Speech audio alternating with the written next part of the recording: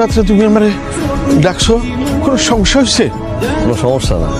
তাইলে দেখতো, চিনতে পারছ না? পৃথিবীর প্রত্যেকটা অপরাধ করার সময় তোমার ভুল চিন্তা পালাই, তার মধ্যে কোনো অপরাধের বিচার হইতো না। তুই কি মনে করছিস আমি কেউ যাই না?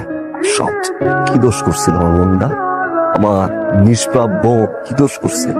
পরে বোনটারে আমি নিজের হাত দিয়ে মানুষ করছি। 7 মাস বয়সে বাপ মারা যায়, বাপের টানে মায়ও চলে যায়। আমি যত দেরি করে ঘরে আই না, আমার বোন ঘুমাইতো না। দাদা ভাই কখন আইবে?